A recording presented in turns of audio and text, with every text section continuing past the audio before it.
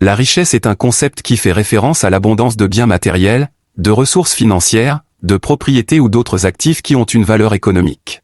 Cependant, la richesse ne se limite pas seulement à ces biens matériels, elle peut également englober d'autres aspects de la vie et de la société.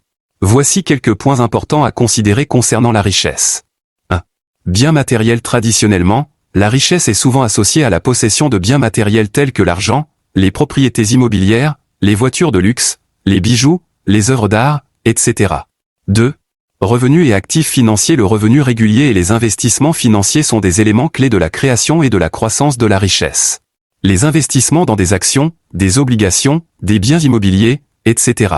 peuvent générer des revenus et des gains de valeur. 3.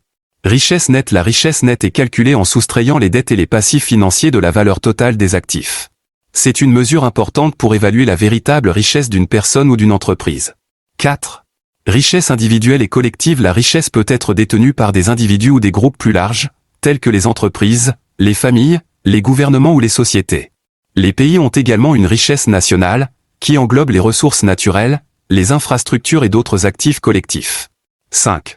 Richesse non matérielle. La richesse peut également inclure des éléments immatériels tels que la santé, l'éducation, les compétences, les relations sociales, le bien-être émotionnel et la qualité de vie en général.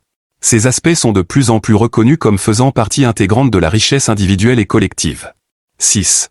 Inégalité de richesse. Dans de nombreuses sociétés, il existe des inégalités de richesse importantes, où certaines personnes ou groupes détiennent une part disproportionnée de la richesse totale, tandis que d'autres ont des ressources limitées.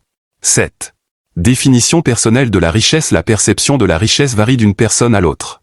Pour certains, la richesse peut signifier la liberté financière, tandis que pour d'autres, elle peut être liée à la réalisation de rêves personnels, à la contribution à des causes sociales ou à d'autres objectifs.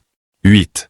Responsabilité sociale. La richesse est souvent associée à la responsabilité sociale, c'est-à-dire la manière dont les personnes ou les entités riches utilisent leur fortune pour contribuer à la société, par le biais de la philanthropie, de l'investissement social ou d'autres moyens. En fin de compte, la richesse est un concept complexe qui englobe divers